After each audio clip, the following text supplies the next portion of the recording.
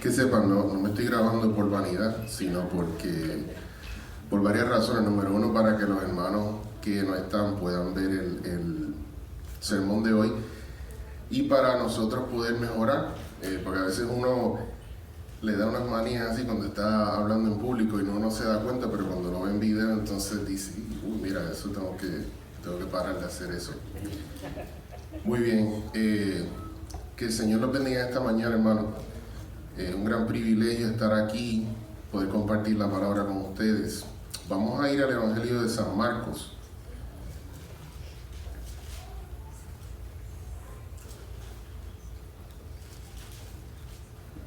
Una vez que lleguemos allí, vamos a tener una breve oración para comenzar.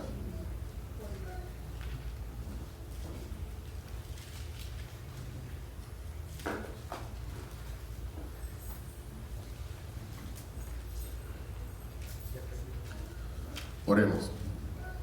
Padre, que las palabras de mi boca sean para tu gloria y para nuestra edificación. Que tu palabra nos ilumine en este día y que esa iluminación continúe a través de esta semana. Que el Espíritu Santo nos ayude a internalizar esta palabra en nuestros corazones y nos ayude a aplicarla a nuestra vida cotidiana. Te pedimos por los que no están aquí con nosotros, que tú los bendigas donde quiera que se encuentren y que a través de la tecnología y el internet puedan escuchar este mensaje y puedan ser bendecidos gracias a ti, Padre. En el nombre de Jesucristo te lo pedimos. Amén.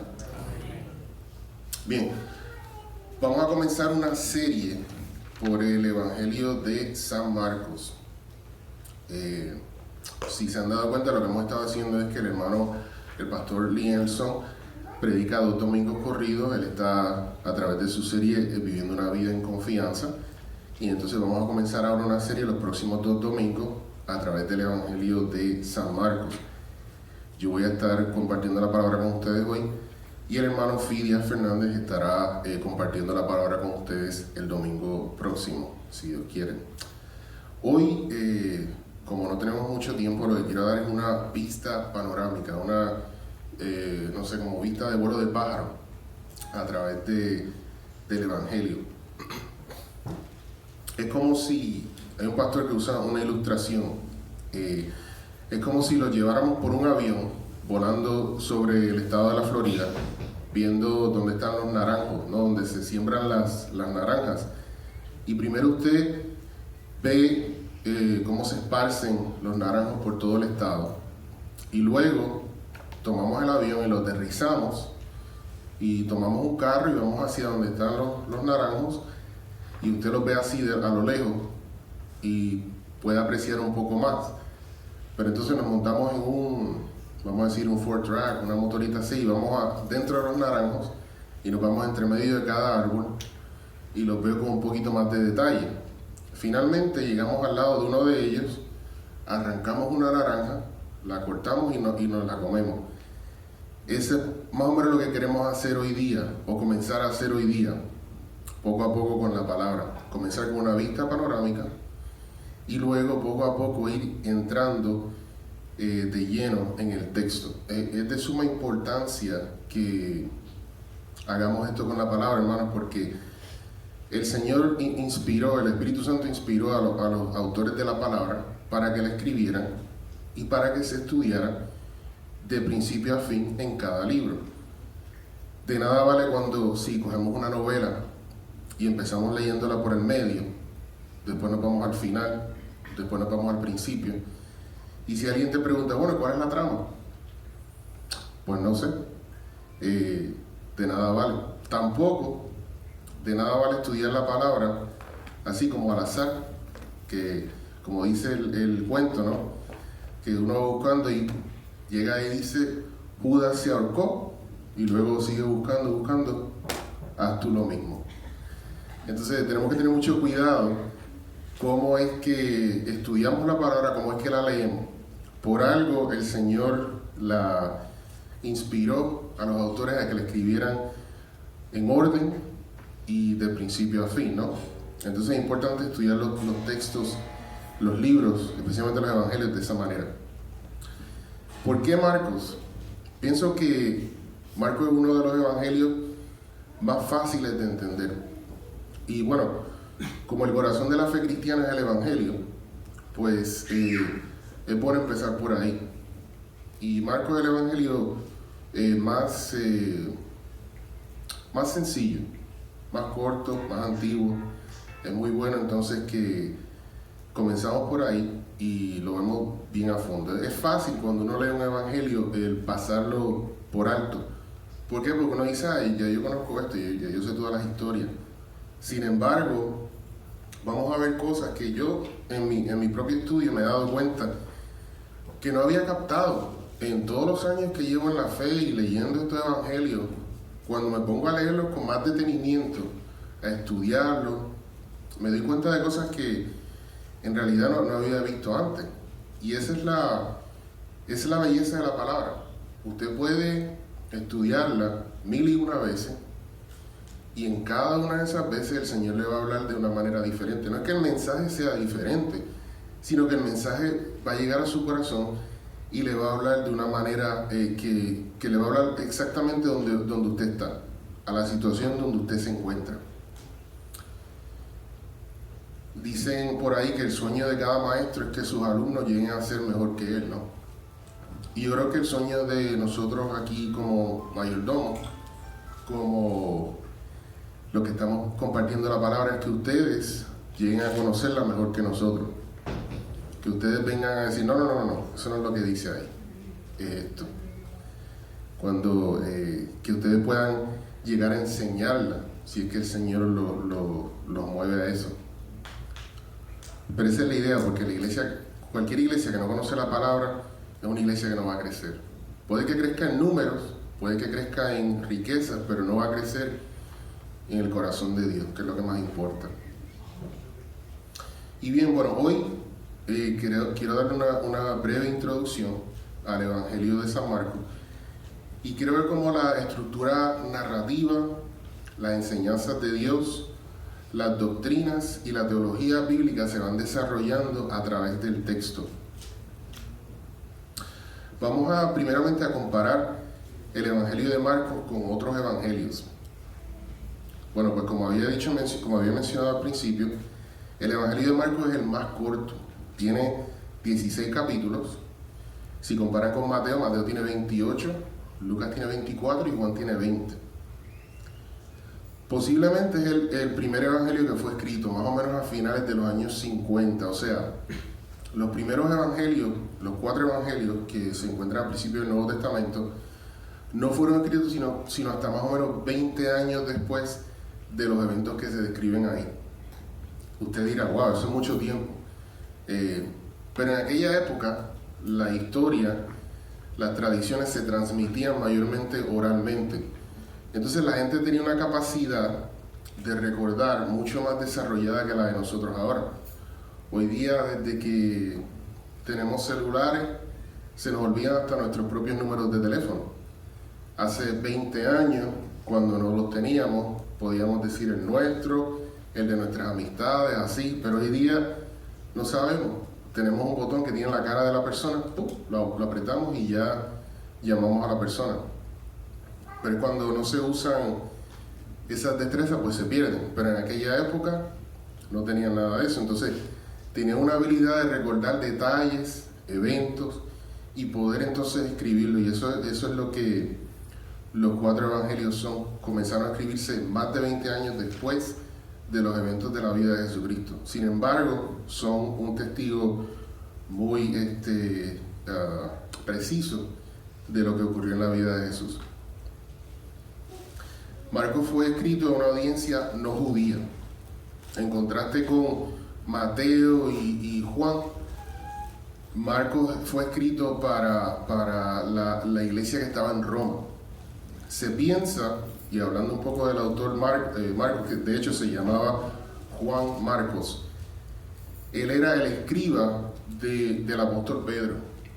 Entonces él viajaba con Pedro y cuando Pedro enseñaba, él escribía como si fuera secretario, así, en una asamblea, escribía las minutas de lo que Pedro predicaba. Y se piensa que el Evangelio de Marcos es corto y sencillo porque delata la personalidad de Pedro. Pedro, conocemos, era uno de los apóstoles más vocíferos, ¿no? Pero cuando él hablaba de una manera concisa, pero directa. Y el Evangelio de Marcos es un evangelio conciso y directo, comparado con nosotros. Entonces se cree que habla del carácter de Pedro. Una de las teorías principales es que el Evangelio de Marcos fue escrito para las iglesias de Roma, porque cuando Pedro se va de Roma, los hermanos de la iglesia le dijeron, si te vas, ¿cómo vamos a aprender? Te hemos tenido aquí, has estado enseñándonos, pero ahora tú te vas, ¿qué vamos a hacer? Y se piensa que le pidieron a Marcos, que probablemente era romano, que compartiera de las enseñanzas de Pedro con ellos. Y de ahí fue que salió el Evangelio de Marcos. Por eso parece un poquito corto, un poquito que brinca de un lado a otro comparado con los otros. Vemos que el enfoque del Evangelio se compone de viñetas. ¿Sabes lo que es una viñeta? Es una pequeña imagen de la vida cotidiana. Viñetas y estampas de la vida de Jesús que están salpicadas entre breves comentarios hechos por el autor. Por ejemplo, en el principio del Evangelio, en el capítulo 1, verso 1 dice: al principio del Evangelio de Jesucristo, Hijo de Dios. Entonces, casi inmediatamente, en el verso 4 dice: bautizaba Juan en el desierto. Y en el verso 9, aconteció en aquellos días que Jesús vino de Nazaret de Galilea y fue bautizado por Juan en el Jordán. No hay ninguna narrativa del nacimiento de Jesús, del alumbramiento de María, de la juventud de Juan el Bautista, nada de eso. Va directamente desde la profecía que había del Salvador en Isaías 40 a el bautismo de Jesucristo. Y así es como si fuera un documental. O sea, la diferencia de un documental a una película regular tiene principio, medio y fin. Y entre medio hay escenas que explican la trama. Pero un documental te enseña una escena y luego te saca de la escena y un narrador te habla, a veces te enseñan gráficas, estadísticas y vuelve a otra escena. El Evangelio de Marcos es más bien como si fuera un documental de la vida de Jesucristo. En vez de, por ejemplo, el Evangelio de Mateo o de Lucas, que serían como miniseries casi comparados con Marcos.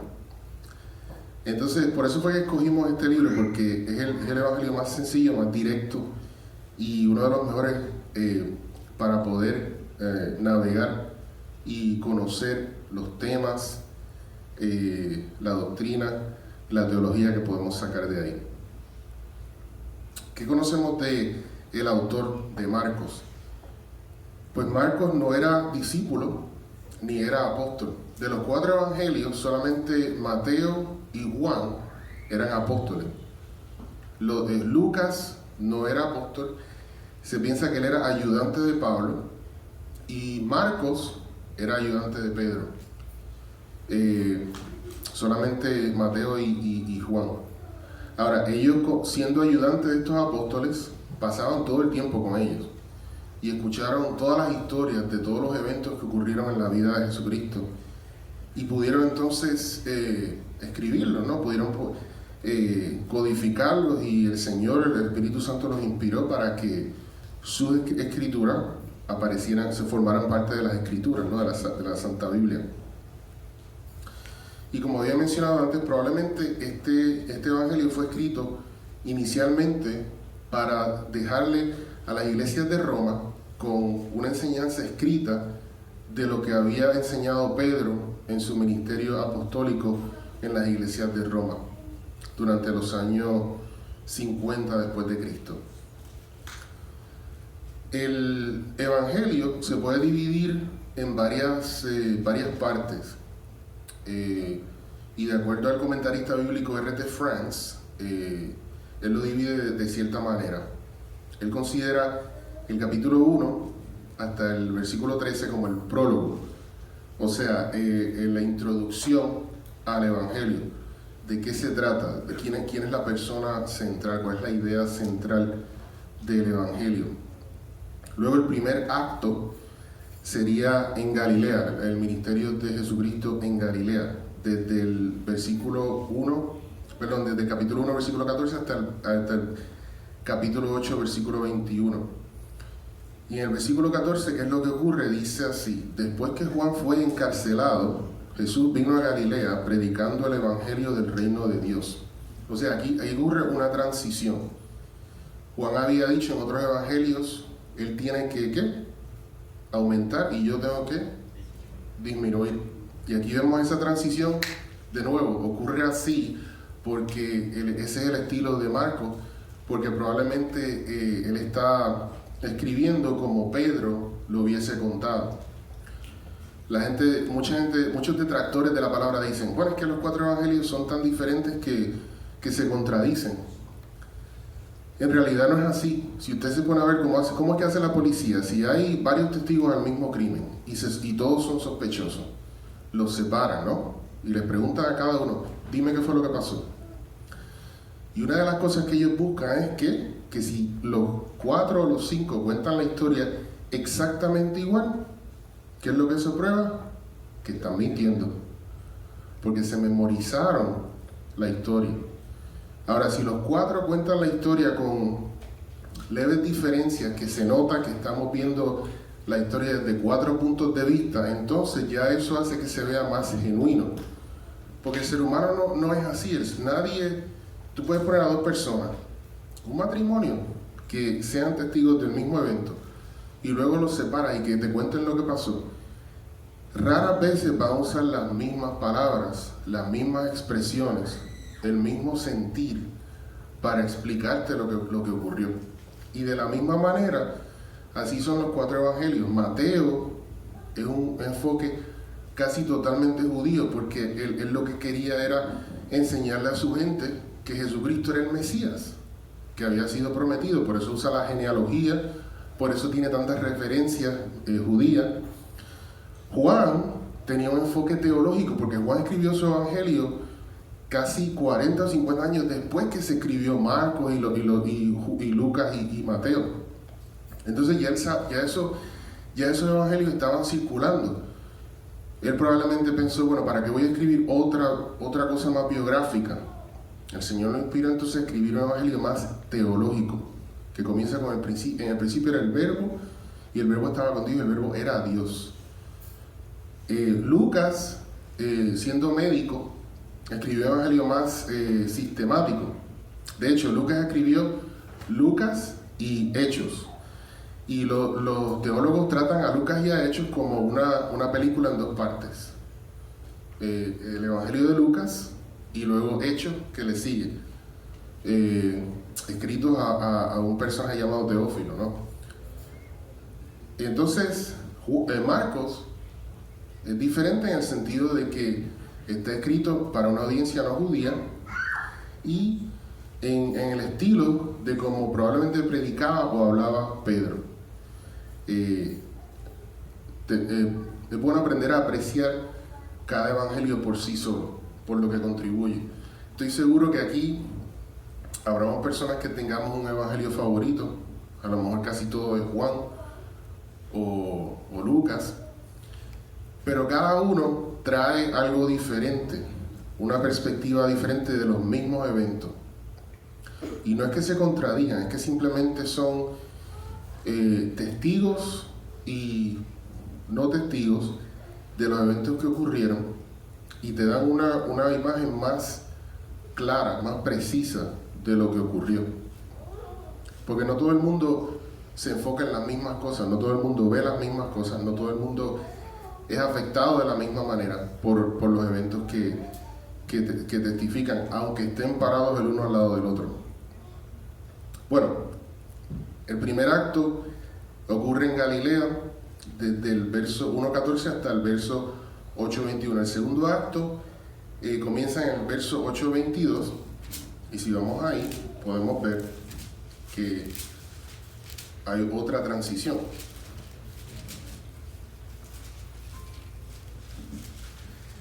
Sencilla, dice, vino luego a Betsaida. Jesucristo estaba en Galilea y luego se fue a Betsaida. Y de ahí, los eventos que ocurren de ahí en adelante, ocurren en el camino hacia Jerusalén. Jesucristo va por diferentes lugares, va parando en diferentes lugares, ministra, hace milagros, hasta que llega a Jerusalén. Ese sería el segundo acto. El tercer acto, pienso yo, comienza en el capítulo 11, versículo 11. ¿Y qué dice ahí? Y entró Jesús en Jerusalén y en el templo. Y habiendo mirado alrededor todas las cosas, como ya anochecía, se fue a Betania con los 12. Aquí Jesucristo entra, ahí culmina la escena de la entrada triunfal en el Evangelio de Marcos. Vemos como esto no incluye el evento en el cual Jesús fue al templo y desató todos los mercados, ¿no? De nuevo, no es que Marcos no sabía que esto había ocurrido. Acuérdense, Marcos está escribiendo originalmente a una audiencia no judía. Él incluir el evento de Jesucristo, sacudirlo, la gente de Roma no hubiese entendido el significado de eso. A veces cuando contamos una historia, dejamos detalles, no para mentir, no para tergiversar la historia, sino porque sabemos que ese detalle no le concierne a la persona con que estamos hablando. O ese detalle la persona no lo va a entender y vamos a tener que irnos por una tangente bien grande solamente para explicar eso y luego volver a la historia. De la misma manera, no se encuentra ese evento aquí porque hay que considerar a quién le está escribiendo Marcos originalmente. Por eso es importante estudiar el contexto histórico de la palabra. Les recomiendo buenas Biblias de estudio, esas ayudan con eso, para que ustedes sepan a quién fue que se le escribió originalmente este evangelio. Y por eso es que no aparece ahí. Bien, el tercer acto pues ocurre en Jerusalén y acaba en el versículo, en el capítulo 16, al final del evangelio. Y bien, esa es una vista panorámica del evangelio de San Marcos. Les exhorto a que comiencen a leerlo, comiencen a escudriñarlo, comiencen a estudiarlo, a internalizarlo. La semana que viene vamos a entrar de lleno al texto y vamos a ir de principio a fin, poco a poco. Cada 2 domingos va a haber varios hermanos que van a ayudar con esta tarea. Y la idea es que conozcamos el Evangelio de una manera mucho más íntima que lo que ya pensemos que lo conocemos. Les garantizo, yo no soy de hacer garantías, pero como estamos hablando de la palabra, les garantizo que no van a ver el Evangelio de la misma manera de aquí en adelante. Van a poder extraer cosas e ideas que les van a ayudar en sus vidas. Es fácil, como dije al principio, leerlo rapidísimo, porque, ya conozco esta historia, ya conozco esta, y perdemos de vista las cosas que hay. Por ejemplo, déjenme darle un breve ejemplo antes de continuar. En el capítulo 1, versículo 21, dice, y entraron en Capernaum, y los días de reposo, entrando en la sinagoga, está hablando de Jesucristo, enseñaba, y se admiraban de su doctrina, porque les enseñaba como quien tiene autoridad y no como los escribas. Por muchos años yo veía esos versículos y yo pensaba, bueno, enseñaba con autoridad, eso era que estaba gritando, eso era que estaba hablando bien directamente. Y no es así. No es así. Lo que significa eso de que enseñaba con autoridad, imagínense, este era un carpintero, hijo de otro carpintero, de la ciudad de Nazaret, que en aquellos tiempos es como decir, yo soy del gueto, como decir, ¿verdad? Tendría esa misma connotación. Y decir carpintero es como decir, yo soy nada, en aquellos tiempos. Y este hombre fue a una sinagoga y enseñó con más autoridad de como enseñaban los escribas. Los escribas se memorizaban el Antiguo Testamento completo, más las 632 leyes adicionales que se le añadían al Antiguo Testamento. Piénsenlo de esta manera. Lo que ocurrió aquí es como si un hijo de un mecánico, que también es mecánico de automóviles, fuera a USF, a la Facultad de Medicina, y fuera a uno de los auditorios allí a dar una charla acerca de farmacología o histología o patología, y la diera con la misma autoridad y con la misma información que un médico que tiene 20 años en el campo, que tiene varios doctorados, que ha escrito varios reportajes. Eso es básicamente, imagínense cómo esos estudiantes estarían ahí sentados diciendo, pero este es un mecánico que sabe de ciencia, de farmacología. Eso es básicamente lo que está ocurriendo aquí, es algo sobrenatural. Aquí Jesucristo está demostrando su divinidad de una manera bien sutil. Entonces, esa es una de las pocas cosas que podemos sacar, que a lo mejor ustedes no habían pensado. Yo definitivamente no lo había pensado de esa manera. Pero cómo es que poco a poco hay cosas que se pueden extraer del texto, pero como es un texto tan familiar, a veces las perdemos de vista. Bueno, quiero dejarlos con eso. De nuevo, estudien bien el texto durante la semana para que vengan preparados para la semana que viene. El hermano Fidias nos traerá la palabra, entraremos de lleno en el Evangelio según Marcos. Vamos a orar.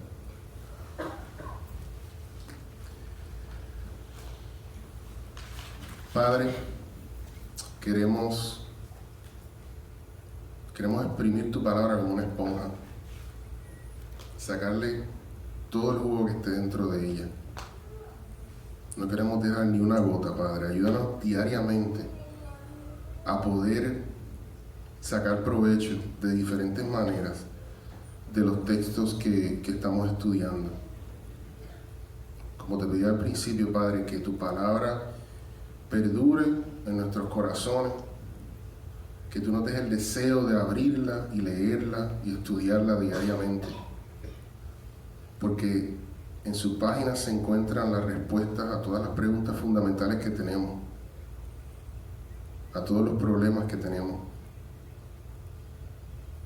Ayúdanos, Padre, a través de nuestro estudio de la palabra, a hacer como dice en Mateo 6:33, a buscar primero el reino de Dios y su justicia, para que todo lo demás, ya sea salario, ropa, casa, hipoteca, carro, sea añadido. Sabemos, Padre, que tú no nos vas a desamparar, pero, Padre, sabemos que tú también exiges que nosotros estemos en tu palabra. Ayúdanos a ser una iglesia conocida por el estudio de tu palabra, una iglesia que esté saturada de tu palabra. Padre, te pido durante esta semana que tú guíes, que el Espíritu Santo nos ilumine, nos diga cosas que nunca nos ha dicho antes a través del estudio de este Evangelio. Que tú ilumines la mente y el entendimiento del hermano Fidias, que compartirá la semana que viene el principio del Evangelio según Marcos, Padre. Que podamos buscar donde sea y cuando sea los mensajes que tú has dejado para nosotros. En el nombre de Jesucristo te lo pido. Amén.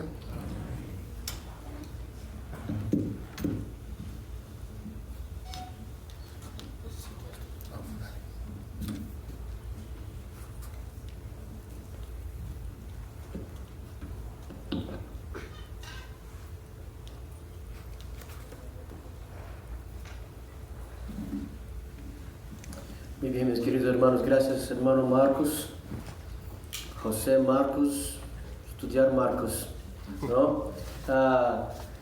Si usted quiere